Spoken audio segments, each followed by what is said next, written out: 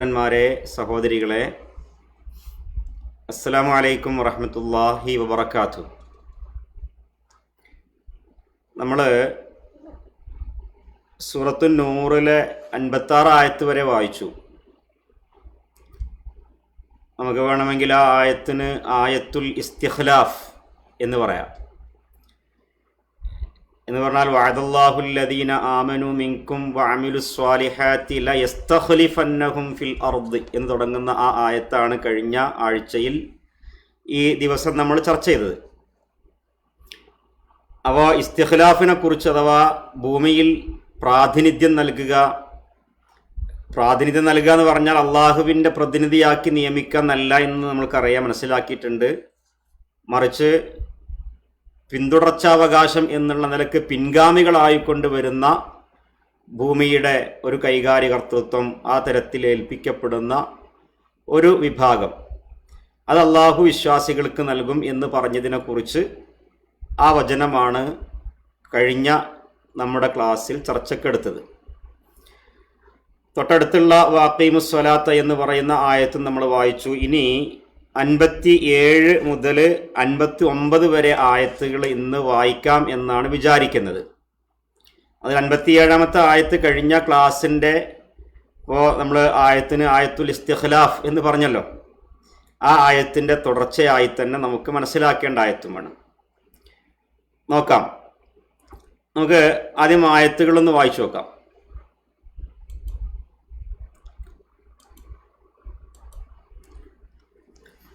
أعوذ بالله من الشيطان الرجيم. بسم الله الرحمن الرحيم.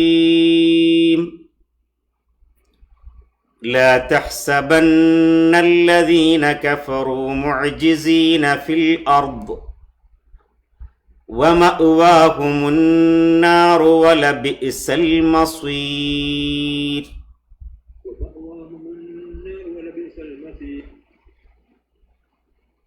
يا أيها الذين آمنوا ليستأذنكم الذين ملكت أيمانكم والذين لم يبلغوا الحلم منكم 3 مرات من قبل صلاة الفجر وحين تضعون ثيابكم من الظهيرة ومن بعد صلاة العشاء 3 عورات لكم ليس عليكم ولا عليهم جناح بعدهن طوافون عليكم بعضكم على بعض كذلك يبين الله لكم الآيات والله عليم حكيم. وإذا بلغ الأطفال منكم الحلم فليستأذنوا كما استأذن الذين من قبلهم كذلك يبين الله لكم آياته والله عليم حكيم. അപ്പോൾ ഈ ഒരു ആയത്താണ്, ഈ 3 ആയത്തുകളാണ് നമ്മളുടെ ഇന്നത്തെ വായനയ്ക്ക് വരണം എന്ന് വിചാരിക്കുന്നത്. അതിൽ ആദ്യത്തേത് 57-ാമത്തെ ആയത്ത് ഇങ്ങനെയാണ്: لا تحسبن الذين كفروا معجزين في الأرض ومأواهم النار ولبئس المصير.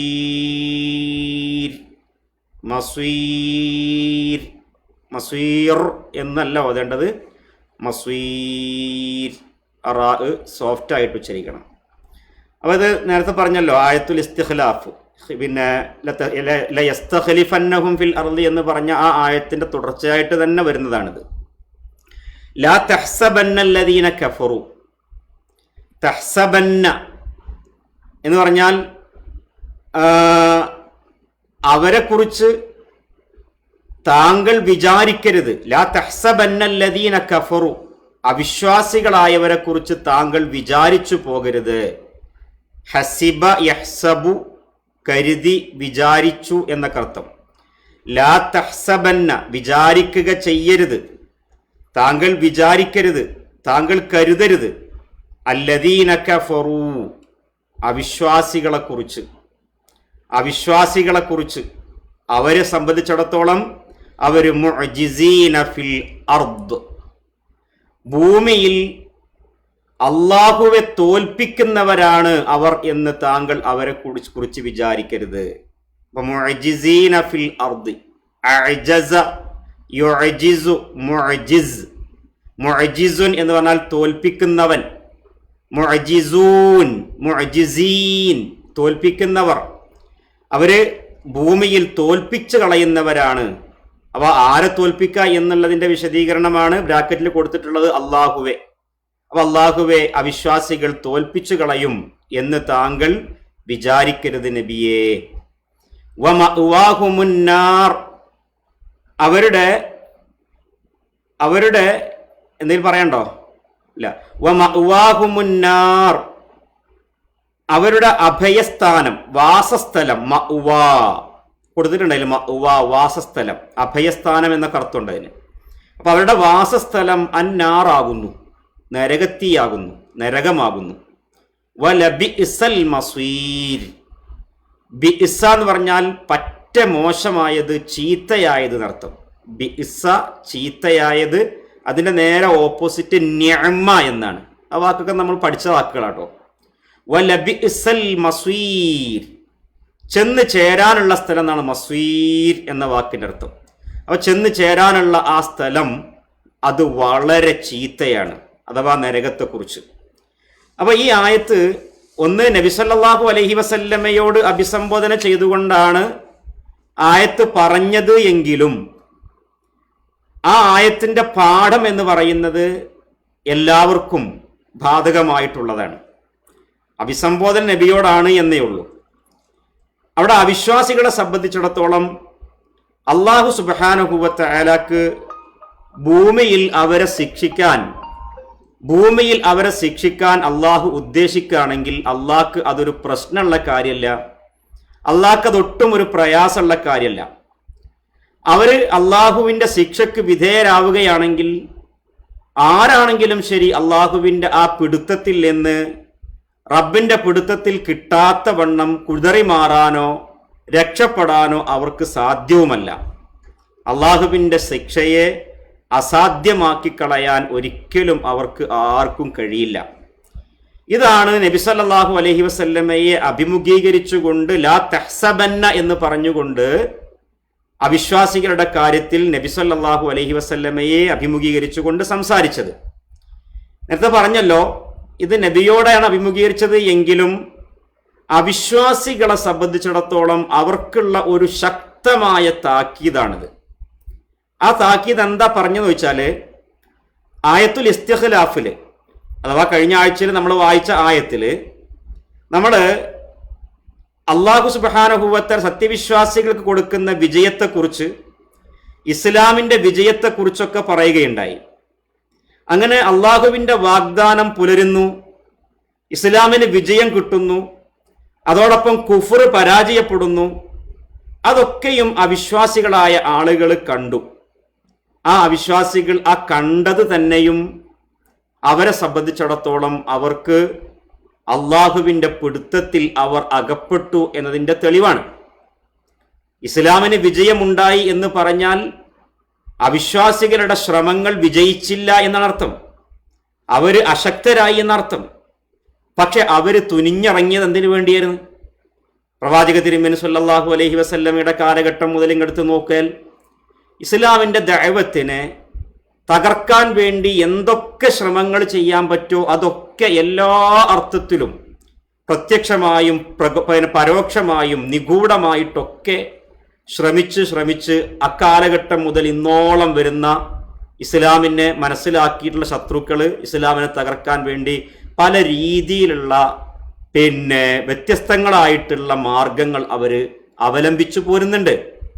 പക്ഷേ നബി സല്ലല്ലാഹു അലൈഹി വസല്ലമയുടെ പ്രബോധനത്തിന്റെ വിജയം എന്ന് പറയുന്നത് അത് കൺകുളിർക്കെ കാണാനുള്ള അവസരം മുസ്ലിം ലോകത്തിനുണ്ടായി.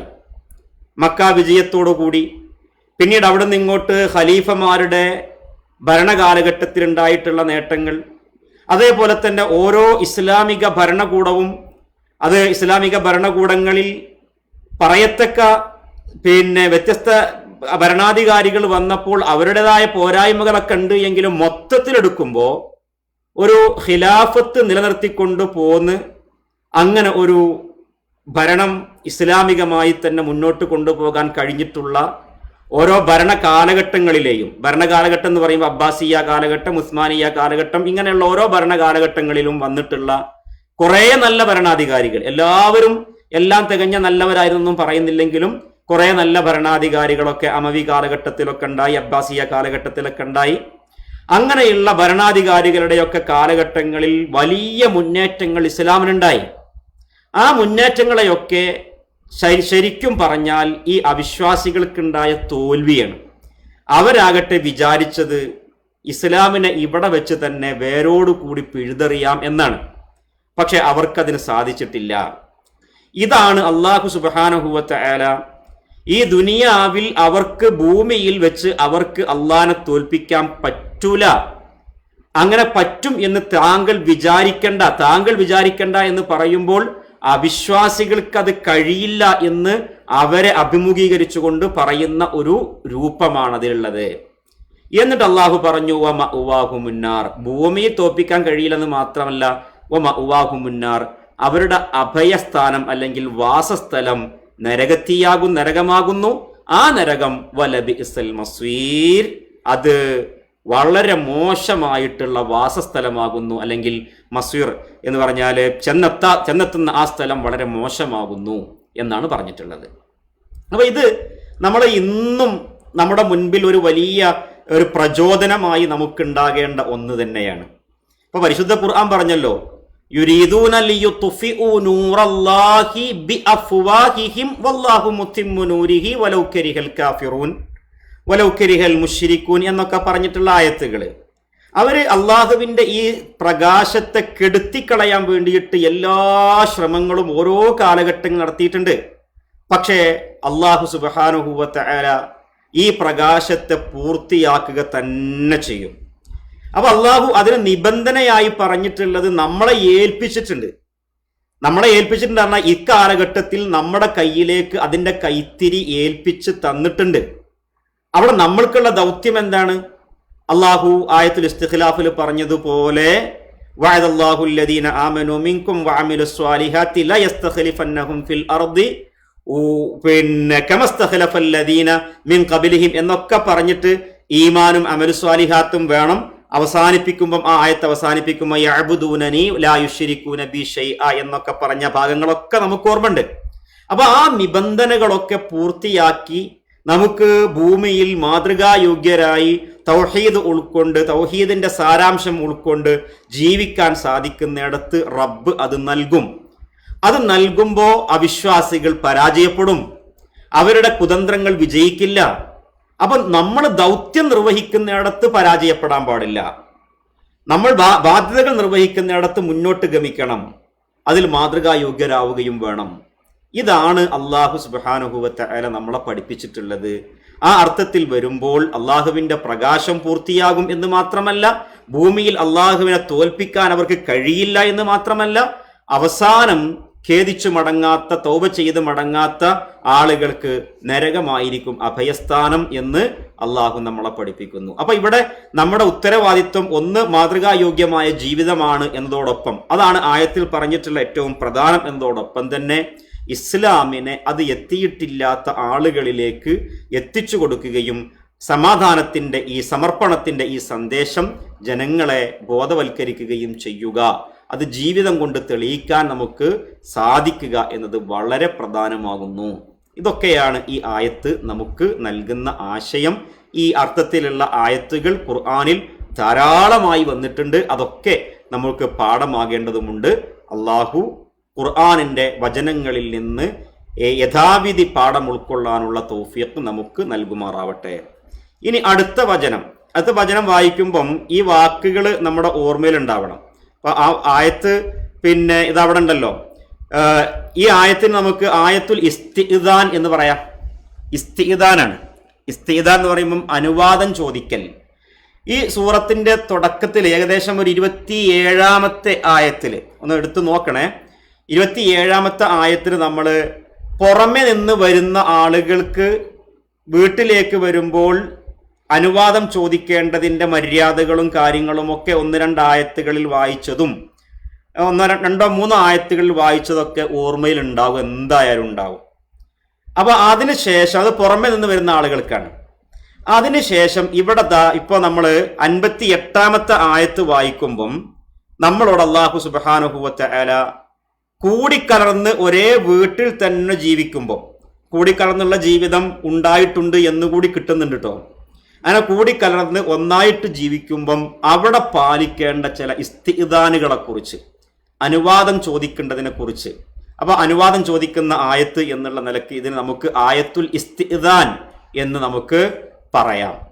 അതിൽ വന്നിട്ടുള്ള, ഇനി നമുക്ക് വായിക്കാൻ പോകുന്ന ആയത്തുകളിൽ വന്നിട്ടുള്ള പ്രധാനപ്പെട്ട കുറച്ച് പദങ്ങളാണ് ഇത്. ഇതൊക്കെ അർത്ഥം അറിയണത് തന്നെയാണ് കേട്ടോ. എന്നാലും ഒന്ന് കുറച്ച് പദങ്ങൾ പിന്നെ കേൾപ്പിക്കണമല്ലോ, അല്ലെങ്കിൽ കാണിക്കണമല്ലോ എന്നുള്ള നിലക്ക് കൊടുത്തു എന്നേ ഉള്ളൂ. ഇസ്തിഇദാന എന്ന് പറഞ്ഞാൽ അനുവാദം ചോദിച്ചു എന്നർത്ഥം. ഇസ്തിഇദാൻ അനുവാദം ചോദിക്കലാണ്. ഇസ്തിഇദന യസ്തഇദിനു അതിന്റെ പ്രസന്റ് ടെൻസ് ആണ്. പിന്നെ അതിൽ മലക്ക യംലിക്കു വരുന്നുണ്ട്. ലിയസ്തഇദിൻകുമുല്ലദീന മലക്കത് ഐമാനുക്കും. മലക്ക എന്ന് പറഞ്ഞാൽ അധീനപ്പെടുത്തി, ഉടമപ്പെടുത്തി എന്നൊക്കെയാണ് അർത്ഥം. പിന്നെ ബലഗ എന്നുള്ള വാക്കിൽ വരുന്നുണ്ട്. വല്ലദീന ലം യബ്ലുഗു എന്നുള്ളിടത്ത് കാണുന്നുണ്ടാവും നിങ്ങൾക്ക്.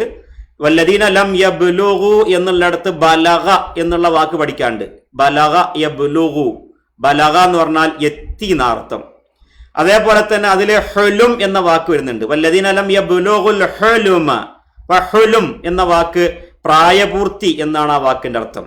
അതേപോലെ മറ്റൊരു വാക്ക് അതിൽ നമുക്ക് വന്നിട്ടുള്ളത് ഇവിടെ കാണാൻ പറ്റും. വഹീന തദഊന സിയാബകും മിനൽ ലഹീറ. തദഊന എന്നുള്ള വാക്ക് അവിടെ വരുന്നുണ്ട്.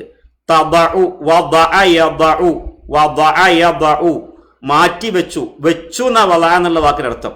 വദഅ വദഅൽ ഖലമു അല ത്വാബില, വദഅ വെച്ചു എന്ന് പറയാം. അപ്പൊ വദഅ ഇവിടെ അത് വസ്ത്രം മാറ്റി വെക്കുന്നതിനെ കുറിച്ചാണ് പറഞ്ഞിട്ടുള്ളത്. അതുകൊണ്ടാണ് മാറ്റി വെക്കുക എന്ന അർത്ഥം വന്നിട്ടുള്ളത്. അപ്പോ ഹീന തദഊന സിയാബക്കും. പിന്നെ അതിൽ വന്നിട്ടുള്ള വാക്കാണ് ലഹീറത്ത്. ലഹീറത്ത്, ലുഹ്ർ, ലഹീറത്ത് അതൊക്കെ ഉച്ച സമയത്തെ കുറിച്ച് പറയാനുള്ള വാക്കാണ് ലഹീറത്ത്. പിന്നെ ജുനാഹ് അർത്ഥം അറിയണത് തന്നെയാണ്.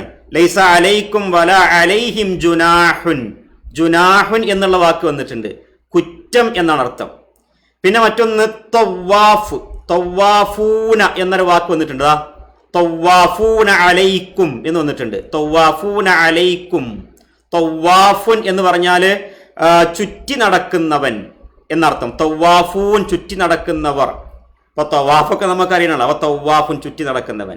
പിന്നെ യുബയ്യിനു, ബയ്യന യുബയ്യിനു വന്നിട്ടുണ്ട്. വിശദീകരിക്കുക, വിവരിക്കുക, വ്യക്തമാക്കുക എന്നൊക്കെയാണ് അർത്ഥം. ഏതാവട്ടെ ആയത്തിലേക്ക് വരാം. ഇതാണ് ആയത്ത്. യാ അയ്യുഹല്ലദീന ആമനു, അല്ലയോ സത്യവിശ്വാസികളെ, അങ്ങനെ വിളിച്ചു. എന്നിട്ട് ലിയസ്തഇദിൻകുമുല്ലദീന, അവിടെ ശ്രദ്ധിക്കണം, ആ നൂന് സാക്കിനക്ക് ഹർക്കത്തൊന്നുമില്ല. അപ്പൊ ഹർക്കത്ത് ഇല്ലാത്തത് കൊണ്ട് ലിയസ്തഇദിനുക്കുന്നോ ലിയസ്തഇദിനക്കും ഒന്നും ആയി പോകാതെ ലിയസ്തഇദിൻകും, ലിയസ്തഇദിൻകുമുല്ലദീന മലക്കത് ഐമാനുക്കും, ലിയസ്തഇദിൻകും. അതായത് അനുവാദം ചോദിക്കാനുള്ള ഒരു കൽപ്പനയാണത്. അപ്പൊ ഇതൊരു പിന്നെ ഒരു വീടിൻ്റെ അകത്തളങ്ങളിൽ പാലിക്കേണ്ട ചില അദബുകളെ കുറിച്ച്, ഇസ്ലാം അദബുകളുടെ ജീവിതത്തിൽ കുറെ അദബുകൾ, ധാർമ്മികത, സദാചാരം ഇതൊക്കെ പാലിക്കേണ്ടത്. ഇപ്പൊ ഈ സദാചാരം എന്നുള്ള വാക്ക് പറയാൻ തന്നെ സോഷ്യൽ മീഡിയ കാലഘട്ടത്തിൽ പേടിയാ.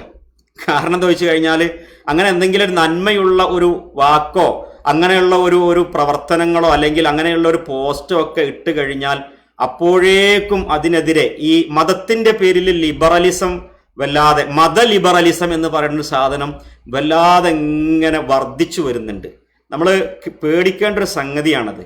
പ്രമാണങ്ങളെയൊന്നും സ്വീകരിക്കാതെ അവർക്ക് ബുദ്ധിയിൽ തോന്നിയ രൂപത്തിൽ പ്രമാണബദ്ധമായ നിലക്ക് ബുദ്ധി കൊണ്ട് ചിന്തിച്ചിട്ടുള്ള വിഷയത്തെക്കുറിച്ചല്ല, പ്രമാണങ്ങളെ നിരാകരിച്ചുകൊണ്ട് അവരവരുടെ താല്പര്യങ്ങൾക്കനുസരിച്ചുകൊണ്ട് മതം ആയിത്തീരണം എന്ന് വിചാരിക്കുകയും മതപ്രമാണങ്ങൾ അവരുടെ താല്പര്യങ്ങൾക്കെതിരാണ് എങ്കിൽ അത് സദാചാര പോലീസിംഗ് ആണ് എന്നൊക്കെ പറഞ്ഞുകൊണ്ടുള്ള ആക്ഷേപങ്ങളൊക്കെ കേൾക്കേണ്ടി വരിക എന്നുള്ളത് ഈ മതം കൈയാളുന്ന ആളുകളിൽ അല്ലെങ്കിൽ മതബോധമുള്ള ദീനിയായ ഇസ്ലാമിക ജീവിതം നയിക്കുന്ന ആളുകളിൽ നിന്ന് ഒരിക്കലും ഉണ്ടാവാൻ പാടില്ലാത്തതാണ്. ഒരു വേള പൊതുവായിട്ടുള്ള ആളുകളുടെയൊക്കെ കയ്യടിയൊക്കെ കിട്ടിയെന്ന് വരും, അത്രേ ഉണ്ടാവുള്ളൂ കയ്യിലൊക്കെ. പക്ഷേ അള്ളാഹുവിൻ്റെ ദീനിനെ കോട്ടിമാട്ടാനോ മാറ്റിമറിക്കാനോ നമുക്ക് പാടില്ല. ഇരിക്കട്ടെ, ഞാനത് സാന്ദർഭികമായിട്ട് ഈ സദാചാരം എന്നുള്ള വാക്ക് ഇടയ്ക്ക് വെച്ച് പ്രയോഗിച്ചപ്പം അങ്ങനെ പറഞ്ഞു പോയതാണ്. നമുക്കൊക്കെ അനുഭവമുള്ള സംഗതികളാണ്. ഇരിക്കട്ടെ. അപ്പോൾ ഇവിടെ വീടിന്റെ അകത്തളങ്ങളിൽ പാലിക്കേണ്ട ചില ഇസ്തിഇദാൻ, അനുവാദം തേടൽ, അനുവാദം ചോദിക്കൽ, അതിനെക്കുറിച്ചാണ് പറയുന്നത്. ഇവിടെ ലിയസ്തഇദിൻകും, അനുവാദം ചോദിക്കുക എന്നത് ഉണ്ടാകണം, അനുവാദം തേടിക്കൊള്ളട്ടെ. അല്ലദീന മലക്കത്ത് ഐമാനുക്കും, ആര് അനുവാദം ചോദിക്കേണ്ടത്? ഒന്നാമതായി അനുവാദം ചോദിക്കേണ്ടത് അല്ലദീന, ഒരു കൂട്ടർ അനുവാദം ചോദിക്കണം. അവരാരാണ്? മലക്കത്ത് ഐമാനുക്കും എന്നാണ്, നിങ്ങളുടെ വലങ്കൈ ഉടമപ്പെടുത്തിയവർ. അതൊക്കെ മുൻപ് ധാരാളമായി ചർച്ച ചെയ്ത് പോന്നിട്ടുള്ളൊരു കാര്യമാണ്. മലക്കത്ത് ഐമാനുക്കും എന്നതിന് അടിമകൾ എന്ന് മനസ്സിലാവാൻ വേണ്ടി അർത്ഥം പറയാം, അത് തന്നെയാണ് സംഗതി. പക്ഷേ ഈ മലക്കത്ത് ഐമാനുക്കും എന്നുള്ളത് കുറച്ചുകൂടി അതിൻ്റെ ഒരു താല്പര്യം നോക്കുമ്പം അടിമകളെ കുറിച്ച് പറയാൻ വേണ്ടി ഏറ്റവും സുന്ദരമായി അള്ളാഹു സുബ്ഹാനഹു വ തആല പ്രയോഗിച്ചിട്ടുള്ളൊരു വാക്കാണിത്. അപ്പോൾ നമ്മൾ വലങ്കൈ എന്നൊക്കെ ഒരാളുടെ വലങ്കൈയാണ് അയാൾ എന്നൊക്കെ പറയുമ്പം എന്താണ്? അത്രമേൽ അയാൾക്ക് സപ്പോർട്ടാകുന്ന, പിന്തുണ കൊടുക്കുന്ന, എല്ലാ കാര്യങ്ങളിലും അയാൾക്ക് സഹായിയാകുന്ന, അയാൾക്ക് വേണ്ടതൊക്കെ ചെയ്തു കൊടുക്കുന്ന ഒരാൾക്കാണ് വലങ്കൈയാവുക എന്ന് പറയാം ഒരു തരത്തില്. അപ്പോൾ അടിമകളെ പ്രയോഗിക്കാൻ വേണ്ടി അള്ളാഹു ആ അർത്ഥത്തിലാണ് ഇങ്ങനെ ഒരു വാക്ക് ഇവിടെ പ്രയോഗിച്ചത് എന്ന് നമ്മൾ മനസ്സിലാക്കുക. അപ്പോൾ ഈ വലങ്കൈ ഉടമപ്പെടുത്തിയവരായ ആളുകൾ അവർ അനുവാദം ചോദിക്കണം. പിന്നെ വല്ലദീന ലം യബ്ലുഗുൽ ഹുലുമ മിൻകും, ഓരോ വാക്കിന്റെയും ഉച്ചാരണത്തിൽ ഹുൽമ എന്നല്ല ഹുലുമ എന്നാണ്. വല്ലദീന ലം യബ്ലുഗുൽ ഹുലുമ മിൻകും, നിങ്ങളിൽ, മിൻകും എന്ന് പറഞ്ഞാൽ നിങ്ങളുടെ കൂട്ടത്തിൽ, നിങ്ങളിൽ നിന്ന് പ്രായപൂർത്തി എത്തിയിട്ടില്ലാത്തവരും. ബലഗ എന്നുള്ള വാക്ക് നേരത്തെ വായിച്ചു വെച്ചത് ഓർമ്മ ഉണ്ടാകും. ബലഗ യബ്ലുഗു, ലം യബ്ലുഗു, അവർക്ക് എത്തിയിട്ടില്ല, അൽ ഹുലുമ, പ്രായപൂർത്തി.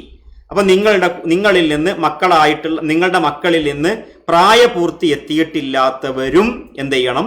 അനുവാദം ചോദിക്കണം. ആരോട് അനുവാദം ചോദിക്കണം? എന്ത് അനുവാദം ചോദിക്കണം?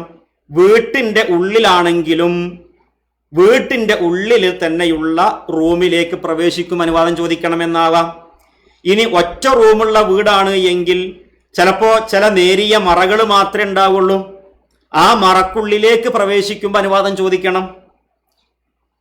ആരോട് അനുവാദം ചോദിക്കണം? ആ മറക്കുള്ളിലുള്ളവരോട്. ആ മറക്കുള്ളിൽ ആരുണ്ടാവുക? കുടുംബനാഥനും കുടുംബനാഥയും. കുട്ടികളാണ് എങ്കിൽ കുട്ടികളുടെ ഉമ്മയും ഉപ്പയും. അപ്പൊ അവര് ആ റൂമിൽ ഉള്ള സമയത്ത് ഒറ്റക്കായിരിക്കുന്ന സന്ദർഭങ്ങളിൽ, അതിന് പ്രത്യേകം 3 സന്ദർഭങ്ങൾ എണ്ണി പറയുന്നുണ്ടെന്ന് മാത്രം. ഇവിടെ മൊത്തത്തിൽ അതിന്റെ ഒരു ഉദ്ദേശം, അവര് ഉമ്മയും ഉപ്പയും അല്ലെങ്കിൽ കുടുംബനാഥനും കുടുംബനാഥയും അല്ലെങ്കിൽ ഭാര്യയും ഭർത്താവും ഒരു വീട്ടിന്റെ റൂമിന്റെ ഉള്ളിലാണെങ്കിൽ ആ റൂമിലേക്ക് പ്രവേശിക്കണമെങ്കിൽ അനുവാദം ചോദിച്ചിട്ട് വേണം പ്രവേശിക്കാൻ എന്നുള്ള വീടകങ്ങളിൽ പാലിക്കേണ്ട അദബുകളെയാണ് ഇവിടെ പഠിപ്പിക്കുന്നത്. ആ അദബ് ഒന്നാമതായി ആരോട് പറഞ്ഞു? അല്ലദീന മലക്കത്ത് ഐമാനുക്കും.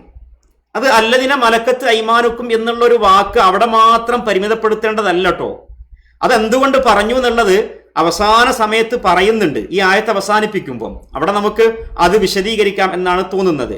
പിന്നെ പറഞ്ഞിട്ടുള്ളത് ഇപ്പൊ മലക്കത്ത് ഐമാനുക്കും. പിന്നെ മറ്റൊന്ന് പറയുന്നത് പ്രായപൂർത്തി എത്തിയിട്ടില്ലാത്തവർ പോലും, വല്ലദീന ലം യബ്ലുഗുൽ ഹുലുമ മിൻകും, നിങ്ങളിൽ നിന്ന് പ്രായപൂർത്തി എത്തിയിട്ടില്ലാത്ത നിങ്ങളുടെ മക്കളാണെങ്കിൽ പോലും അവര് പോലും അനുവാദം ചോദിക്കണം.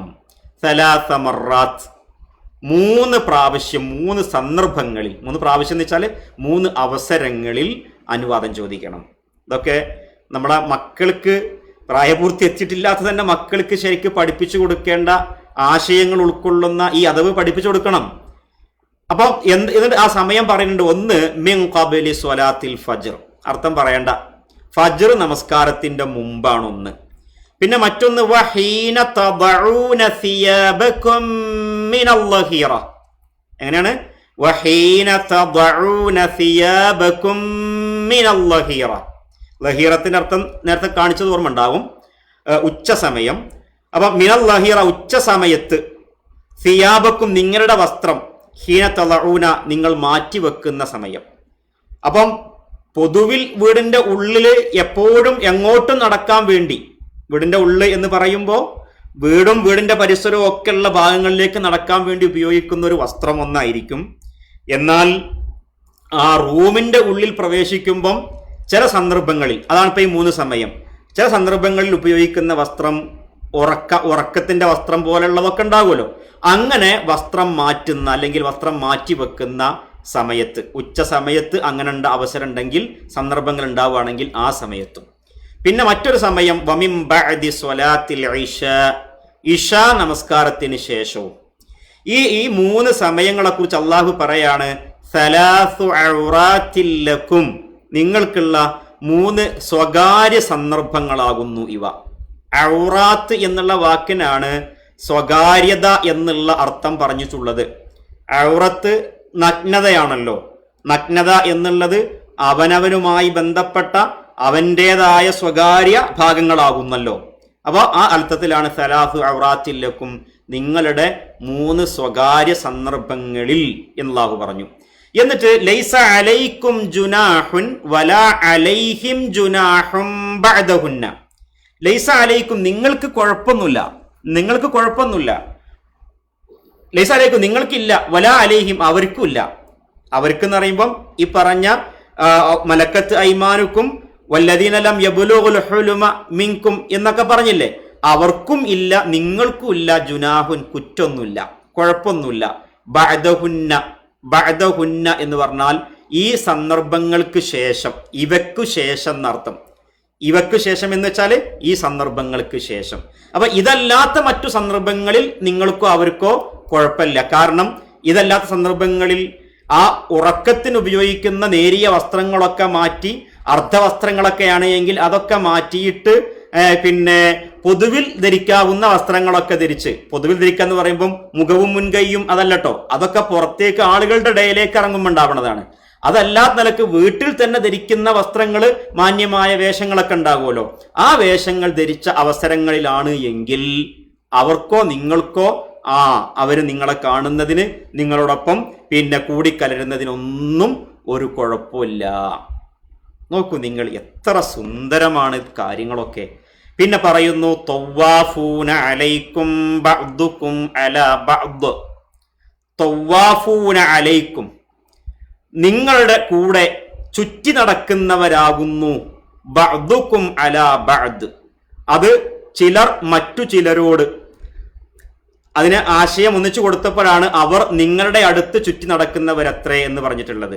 അപ്പോൾ ചിലർ മറ്റു ചിലരോടൊപ്പം പരസ്പരം എന്നൊക്കെ അർത്ഥം. ബഅ്ദുക്കും അലാ ബഅ്ദ്, പരസ്പരം, അതാണ് ഏറ്റവും സിമ്പിൾ ആയിട്ട്. പരസ്പരം നിങ്ങൾ എന്ത് ചെയ്യുന്നു? ചുറ്റി നടക്കുന്നവരാകുന്നു. ഇതൊക്കെ നമുക്ക് നല്ലോണം മനസ്സിലാകുന്നത് വീടിന്റെ ഈ കൂട്ടുകുടുംബ സാഹചര്യത്തിൽ നല്ലോണം മനസ്സിലാകുന്ന ആയത്താണ് അതൊക്കെ. അപ്പൊ കൂട്ടുകുടുംബത്തിൽ അങ്ങനെ സാഹചര്യങ്ങൾ ഉണ്ടാവുക എന്നുള്ളതിന് അള്ളാഹു അംഗീകരിക്കുന്നു എന്നുകൂടി വരുന്നുണ്ട്. അവിടെ ചില അദബുകൾ പാലിക്കുകയാണ് ചെയ്യേണ്ടത് എന്ന് മനസ്സിലാക്കാൻ സാധിക്കുന്നുണ്ട്.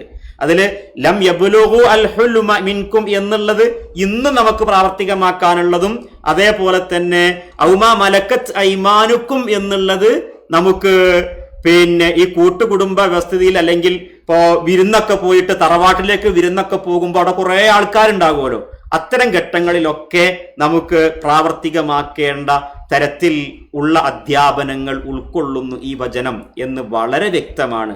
അള്ളാഹു പറയുന്നു കദാലിക യുബയ്യിനുല്ലാഹു ലക്കുമുൽ ആയാതി. കദാലിക, അപ്രകാരം, യുബയ്യിനുല്ലാഹു, അള്ളാഹു വ്യക്തമാക്കി തരുന്നു, വിവരിച്ചു തരുന്നു. ലക്കും നിങ്ങൾക്ക് അൽ ആയാത്തി ദൃഷ്ടാന്തങ്ങൾ, ആയത്തുകൾ. വല്ലാഹു അലീമുൻ ഹക്കീം, അള്ളാഹു എല്ലാം അറിയുന്നവനാകുന്നു. ഹക്കീമുൻ, ഒരു വളരെയേറെ യുക്തിയുള്ളവനുമാകുന്നു, യുക്തിമാനുമാകുന്നു. ഈ ആയത്ത് നമുക്ക് വിശദീകരിച്ച് പറയേണ്ടതുണ്ട്. അടുത്ത ആയത്തും കൂടി ഒന്ന് വായിച്ചിട്ട്, കാരണം ഇതും അടുത്ത ആയത്തും ഇതിനോട് അനുബന്ധമായിട്ട് വരുന്നത് തന്നെയാണ്. وَإِذَا بَلَغَ الْأَطْفَالُ مِنكُمُ الْحُلُمَ فَلْيَسْتَأْذِنُوا كَمَا اسْتَأْذَنَ الَّذِينَ مِن قَبْلِهِمْ كَذَلِكَ يُبَيِّنُ اللَّهُ لَكُمْ آيَاتِهِ وَاللَّهُ عَلِيمٌ حَكِيمٌ.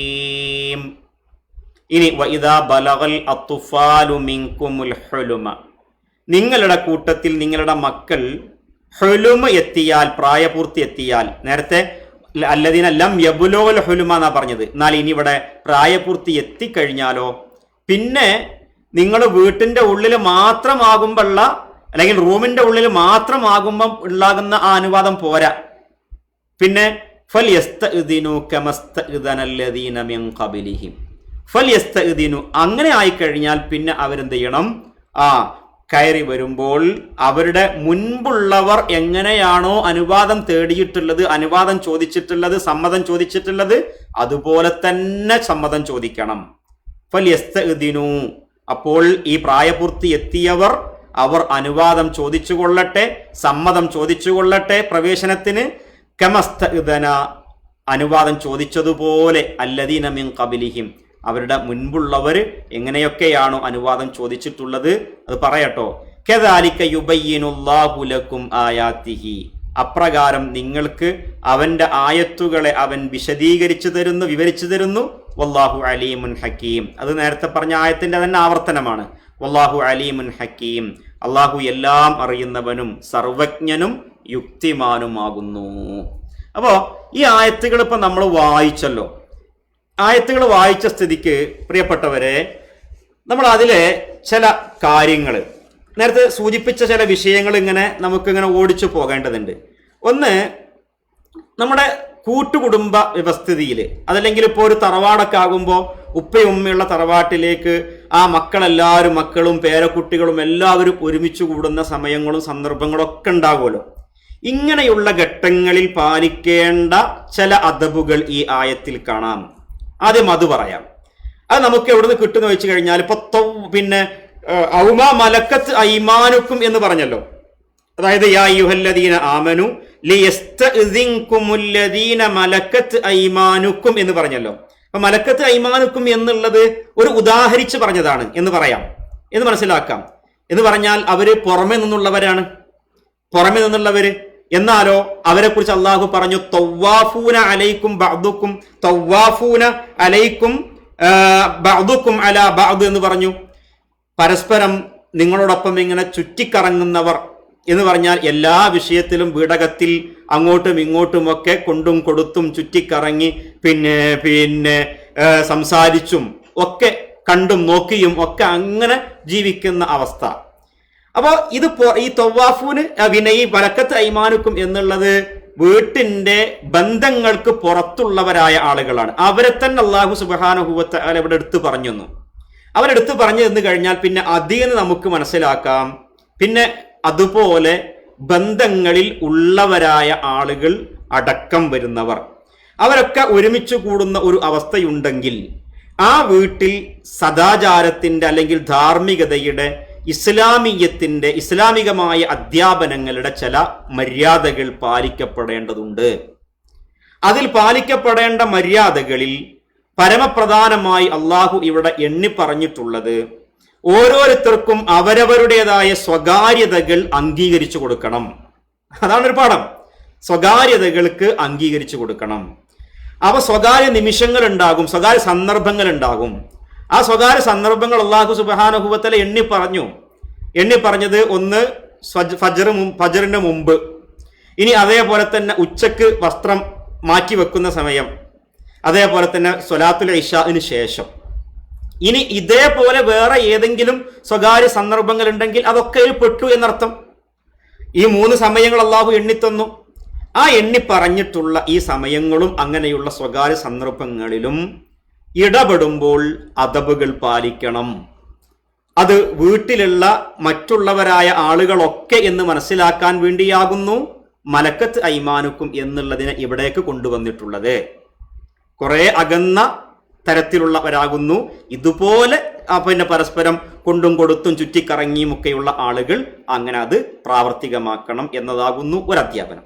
രണ്ടാമത്തേതിലേക്ക് പിന്നെ ചേർത്തി പറഞ്ഞിട്ടുള്ളത് വല്ലദീനലം യബ്ലുഗുൽ ഹുലുമ മിൻകും എന്ന് പറഞ്ഞിട്ടുണ്ട്. നിങ്ങളുടെ കൂട്ടത്തിൽ പ്രായപൂർത്തി എത്തിയിട്ടില്ലാത്തവർ പോലും ഈ സ്വകാര്യതയെ ആ സമയത്ത് അനുവാദം ചോദിച്ചുകൊണ്ടായിരിക്കണം ഉണ്ടാവേണ്ടത്.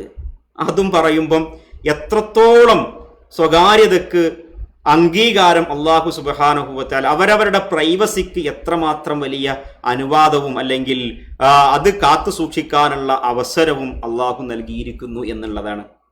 അപ്പൊ ഇവിടെ നമ്മുടെ ഇനി പറയാനുള്ള പാഠം, നമ്മുടെ കൊച്ചു കുട്ടികളാണെങ്കിൽ പോലും, പ്രായപൂർത്തി എത്തിയിട്ടില്ലാത്ത മക്കളാണെങ്കിൽ പോലും ഉപ്പാന്റെ ഉമ്മാന്റെ അല്ലെങ്കിൽ ഭാര്യയുടെ ഭർത്താവിന്റെ കുടുംബനാഥന്റെ കുടുംബനാഥയുടെ വീട്ടിൽ വിവാഹിതരായിട്ടുള്ളവരുടെ, ഇനി അതല്ലാതെ പ്രൈവറ്റായിട്ട് അവരവർക്കുള്ള റൂമുകൾ ഉണ്ട്, ആ ഒരു സാഹചര്യത്തിൽ ഉള്ളവരാണെങ്കിലും ഇനി ഓരോരുത്തർക്കുമുള്ള സ്വകാര്യ സന്ദർഭങ്ങൾ ആർക്കൊക്കെ ഏതൊക്കെ അവസരങ്ങളിലുണ്ടോ ആ അവസരങ്ങൾ വകവെച്ചു കൊടുക്കണം എന്നും അത്തരം സന്ദർഭങ്ങളിൽ അവരുടെ അടുക്കലേക്ക് പ്രവേശിക്കേണ്ടി വരികയാണ് എങ്കിൽ പാലിക്കേണ്ടത് അനുവാദം ചോദിച്ചുകൊണ്ടായിരിക്കണം ഉണ്ടാകേണ്ടത് എന്ന് അള്ളാഹു ആയത്തിലൂടെ തന്നെ പറഞ്ഞു തരുമ്പോൾ നമ്മൾ എന്താ മനസ്സിലാക്കുന്നത്? ജീവിതത്തിൽ പുലർത്തേണ്ട വാല്യൂസ്, പുലർത്തേണ്ട മൂല്യങ്ങൾ അത് വളരെ വലുതാണ് എന്ന് തന്നെയാണ് അള്ളാഹു സുബ്ഹാനഹു വ തആല ഇവിടെ നമുക്ക് പറഞ്ഞു തരുന്നത്. ഇതൊരു സദാചാര പോലീസിംഗ് ഒന്നുമല്ല, മറിച്ച് നമുക്കതിനെ മനസ്സിലാക്കുക എങ്ങനെയാണ്? ഒരു സുരക്ഷിതമായ കുടുംബ ബന്ധത്തിൻ്റെ, അതേപോലെ തന്നെ അച്ചടക്കമുള്ള അടുക്കും ചിട്ടയുമുള്ള കുടുംബ സംവിധാനത്തിൻ്റെ ഭാഗമായി പാലിക്കേണ്ട ഒന്ന്. ഈ ആയത്തിനെ വിശദീകരിക്കുന്ന സമയത്ത് മഹാനായ ഇബ്നു അബ്ബാസ് റളിയല്ലാഹു അൻഹു, ഞാൻ ആ നോട്ട് ഇൻഷാ അല്ലാഹ് നിങ്ങൾക്ക് അയച്ചു തരുന്നതാണ്. ഇബ്നു അബ്ബാസ് റളിയല്ലാഹു അൻഹു ഈ വിഷയകമായി പഴയ കാലഘട്ടങ്ങളിൽ ഉണ്ടായിരുന്ന ചില കാര്യങ്ങളെക്കുറിച്ച് പറയുന്നുണ്ട്. അന്ന് ഓരോരുത്തർക്കും പ്രത്യേക റൂമൊന്നുമില്ല, എന്നാൽ ചെറിയ ചില മറകൾ മാത്രമേ ഉണ്ടാകുള്ളായിരുന്നു പല വീടുകളിലും. അപ്പോൾ അവിടെ കുട്ടികൾ ഉണ്ടാകും. അപ്പോൾ ഈ ഉമ്മാക്കും ഉപ്പാക്കും അല്ലെങ്കിൽ കുടുംബനാഥനും കുടുംബനാഥയ്ക്കും അവരുടേതായ സ്വകാര്യ സന്ദർഭങ്ങളും അവർ വസ്ത്രം മാറ്റി വെക്കുന്ന, അഴിച്ചു വെക്കുന്ന, ഒക്കെ പറഞ്ഞാൽ അർദ്ധവസ്ത്രം എന്നോ അല്ലെങ്കിൽ ഉറക്ക വസ്ത്രം എന്നോ ഒക്കെ നമുക്ക് പറയാവുന്ന തരത്തിലുള്ള വേഷത്തോടു കൂടിയുള്ള സന്ദർഭങ്ങൾ. ആ സന്ദർഭങ്ങളിൽ അവർ ഉള്ളിടത്തേക്ക്, ചിലപ്പോൾ ഒറ്റ റൂമായിരിക്കും, പക്ഷെ അവരുള്ളിടത്തേക്ക് ഈ കുട്ടികൾ കയറി ചെല്ലുമ്പോൾ അവരെ പഠിപ്പിച്ചു കൊടുക്കണം എന്നാണ് ഈ ആയത്തിൽ പറഞ്ഞിട്ടുള്ളത്. അങ്ങനെയായിരുന്നു ഈ ആയത്തിന്റെ അവതരണത്തിന്റെ ഒരു പശ്ചാത്തലം എന്ന് ഇബ്നു അബ്ബാസ് റളിയല്ലാഹു അൻഹു പറയുന്നുണ്ട്. പക്ഷെ അത് അവിടെ മാത്രം പരിമിതമാണോ? അല്ല.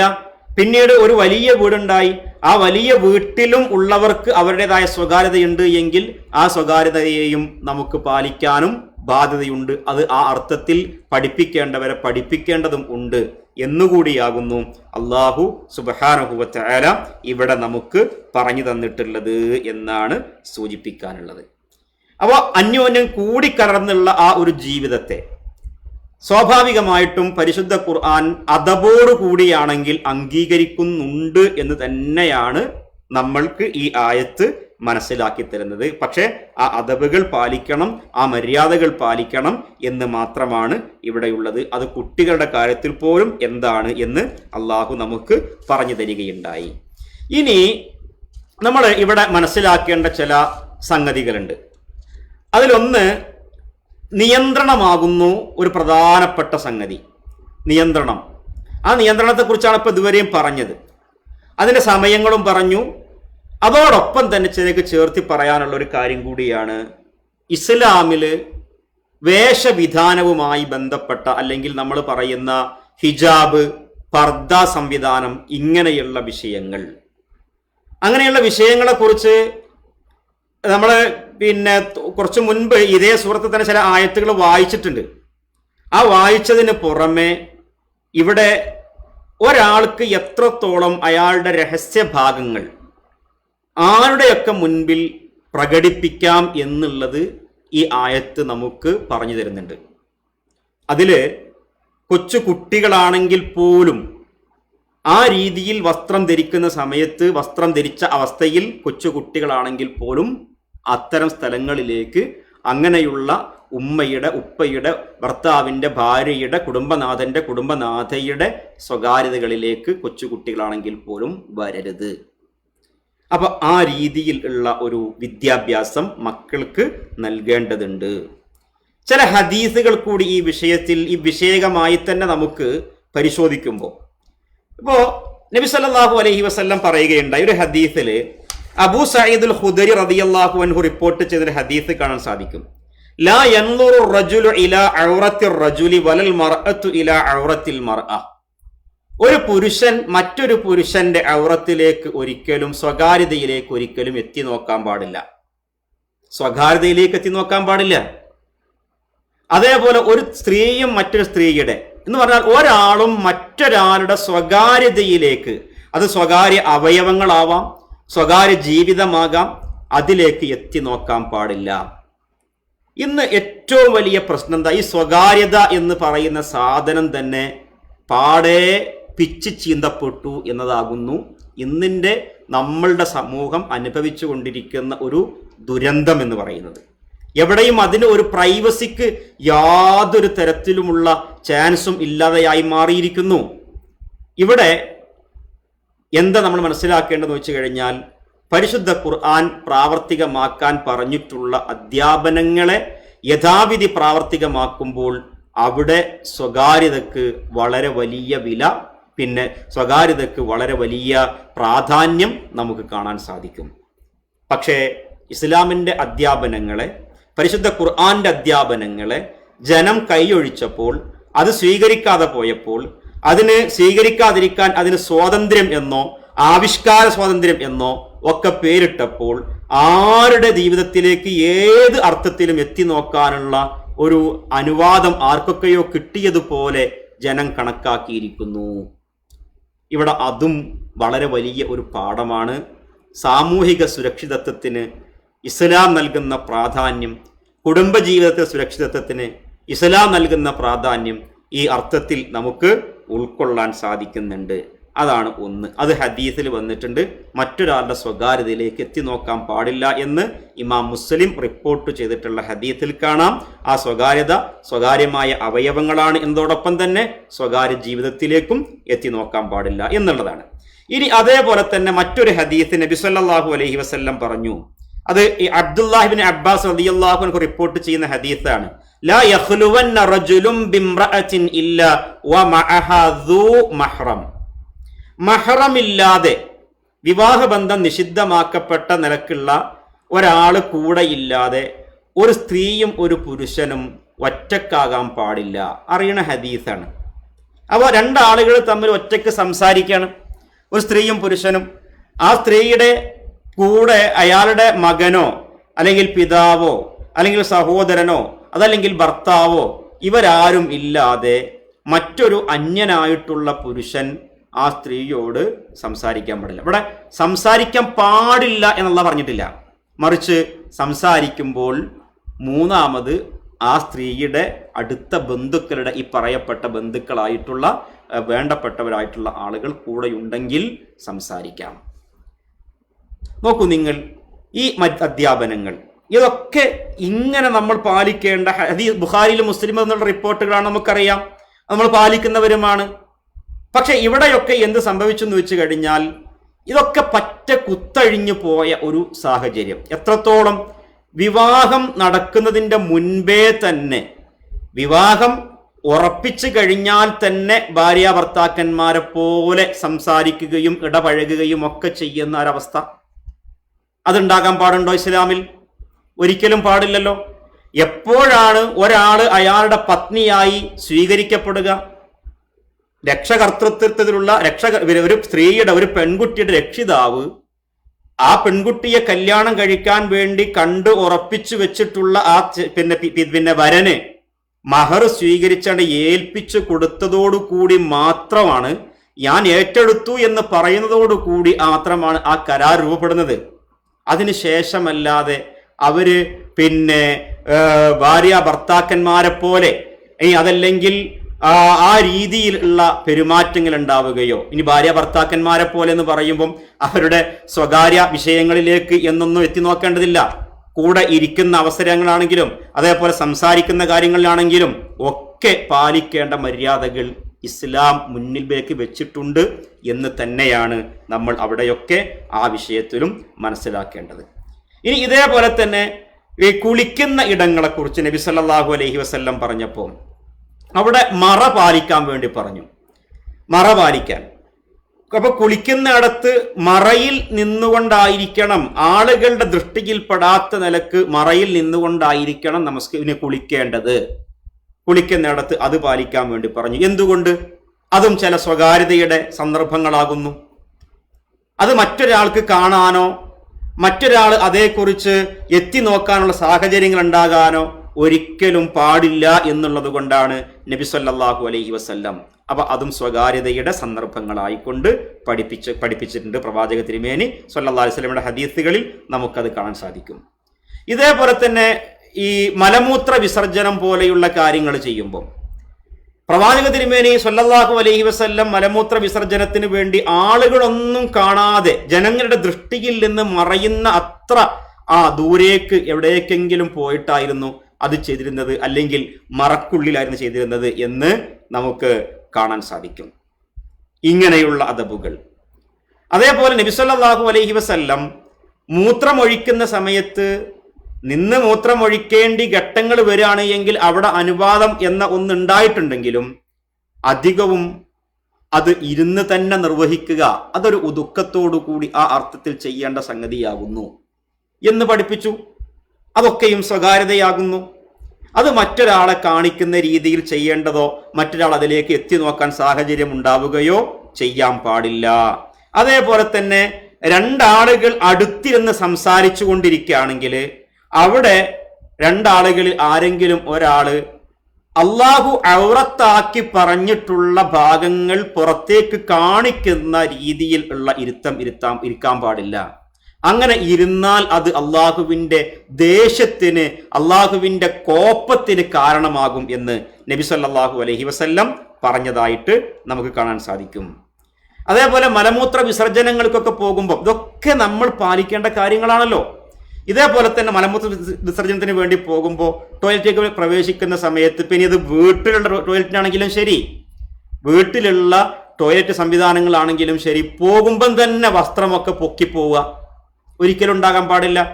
അതൊക്കെ അതിൻ്റെതായ സ്വകാര്യത പിന്നെ പാലിക്കാൻ വേണ്ടി കടപ്പെട്ടവരാകുന്നു ഓരോ മുസ്ലിമും. ഇങ്ങനെ ഒട്ടേറെ അധ്യാപനങ്ങൾ ഇസ്ലാം നമുക്ക് നൽകിയത് ഈ ആയത്തിൻ്റെ അനുബന്ധമായി നമ്മൾ വായിക്കേണ്ട, നമ്മൾ മനസ്സിലാക്കിയിരിക്കേണ്ട കാര്യങ്ങളാകുന്നു. അല്ലാഹു സുബ്ഹാനഹു വ തആല പരിശുദ്ധ ഖുർആൻ പഠിപ്പിക്കുന്ന ഇസ്ലാമിൻ്റെ അധ്യാപനങ്ങളെ യഥാവിധി ഉൾക്കൊണ്ടുകൊണ്ട് ഖുർആൻ സ്വീകരിച്ച് ഖുർആൻ പഠിച്ച് ചെറുത് എന്ന് തോന്നുന്ന കാര്യങ്ങളിൽ പോലും വളരെ വലിയ കുറേ അധ്യാപനങ്ങൾ, കുറേ കാര്യങ്ങൾ നമുക്ക് ഉൾക്കൊള്ളാനുണ്ട് എന്ന് മനസ്സിലാക്കി ഖുർആനിനെ, പ്രവാചക അധ്യാപനങ്ങളെ ജീവിതത്തിലേക്ക് ചേർത്ത് വെക്കാൻ നമുക്ക് സാധിക്കണം. ചെറുതല്ല ഇത്, വളരെ പ്രാധാന്യപൂർവ്വം അള്ളാഹുവിൻ്റെ ഖുർആനിൽ പറഞ്ഞിട്ടുണ്ട് എങ്കിൽ ആ പറഞ്ഞതിനെ ആ ഗൗരവത്തോടു കൂടി തന്നെയായിരിക്കണം നമ്മൾ ഉൾക്കൊള്ളേണ്ടത് എന്ന് മനസ്സിലാക്കുക. അള്ളാഹു ഖുർആൻ പഠിക്കാനും ഖുർആനിക ജീവിതം ജീവിച്ചുകൊണ്ട് മുന്നോട്ട് പോകാനുമുള്ള തൗഫീഖും സൗഭാഗ്യവും നാഥൻ നമുക്കേവർക്കും നൽകി അനുഗ്രഹിക്കുമാറാവട്ടെ. ദയാപരനായ സർവലോക രക്ഷിതാവായ പരിപാലകനായ റബ്ബേ, ഞങ്ങളുടെ പഠിതാക്കളിൽ കോവിഡ് പോലെയുള്ള രോഗങ്ങളാൽ പ്രയാസപ്പെടുന്ന, ബുദ്ധിമുട്ടുന്ന, രോഗം ബാധിച്ച് ആ രോഗത്തിൻ്റേതായിട്ടുള്ള പ്രയാസങ്ങളും അതേപോലെ തന്നെ കുടുംബങ്ങളിൽ നിന്നൊക്കെ അകന്ന് ഒന്നിച്ച് ഒരു ക്വാറന്റൈൻ പോലെയുള്ള അല്ലെങ്കിൽ ഐസൊലേഷൻ പോലെയുള്ള അവസ്ഥയിൽ കഴിഞ്ഞുകൂടിക്കൊണ്ടിരിക്കുന്ന സുഹൃത്തുക്കൾ, ജ്യേഷ്ഠ സഹോദരങ്ങൾ, വേണ്ടപ്പെട്ടവർ, അങ്ങനെ നമ്മുടെ ഖുർആൻ പഠിതാക്കൾ, നമ്മുടെ പരിചയക്കാർ, നമുക്ക് വേണ്ടപ്പെട്ടവർ, ഇങ്ങനെയുള്ള പലരും ഉണ്ട്.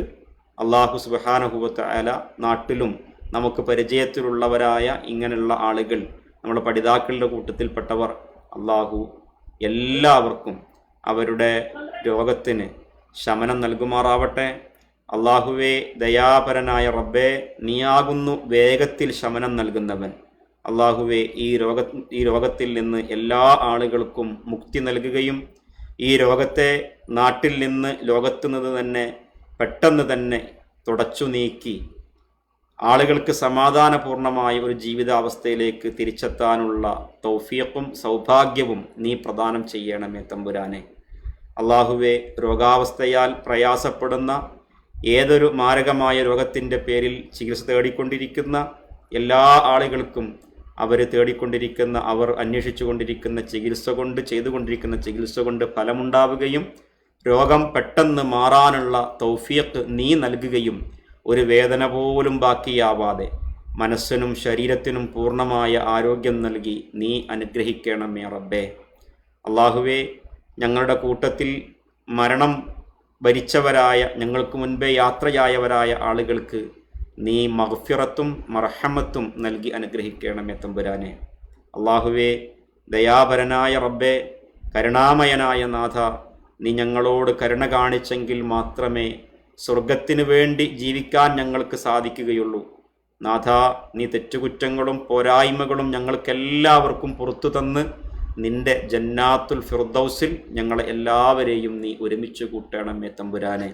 അള്ളാഹുവേ, ഞങ്ങളുടെ മക്കളിൽ ഇസ്ലാമികമായ അധ്യാപനങ്ങൾ പകർന്നു കൊടുത്തുകൊണ്ട് ഇസ്ലാമിക സംസ്കാരത്തോടുകൂടി ജീവിക്കാനുള്ള താല്പര്യം അവരുടെ മനസ്സുകളിൽ ഉണ്ടാവുകയും അങ്ങനെ നല്ലവരായി ജീവിച്ച് നല്ലവരായി മരണപ്പെടാനുള്ള നല്ല ഇസ്ലാമിക അടുക്കും ചിട്ടയും ഉള്ള ഒരു ജീവിതം ജീവിച്ചുകൊണ്ട് നീ ഇഷ്ടപ്പെടുന്ന രീതിയിൽ നിന്റെ അടുക്കിലേക്ക് ഒരുമിച്ചുകൂടാൻ നീ ഞങ്ങളോട് കനിവ് കാണിക്കണമേ.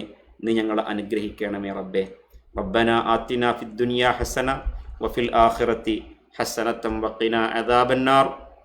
റബ്ബനാ തഖബ്ബൽ മിന്നാ ഇന്നക അൻതസ് സമീഉൽ അലീം വതുബ് അലൈനാ ഇന്നക അൻതത് തവ്വാബുർ റഹീം വഗ്ഫിർ ലനാ യാ ഗാഫിറൽ മുദ്നിബീൻ വൽഹംദുലില്ലാഹി റബ്ബിൽ ആലമീൻ വസലാമുൻ അലൽ മുർസലീൻ സുബ്ഹാനകല്ലാഹുമ്മ വബിഹംദിക അഷ്ഹദു അല്ലാ ഇലാഹ ഇല്ലാ അൻത അസ്തഗ്ഫിറുക വഅതൂബു ഇലൈക്. അസ്സലാമു അലൈക്കും വറഹ്മത്തുള്ളാഹി വബറകാതുഹു.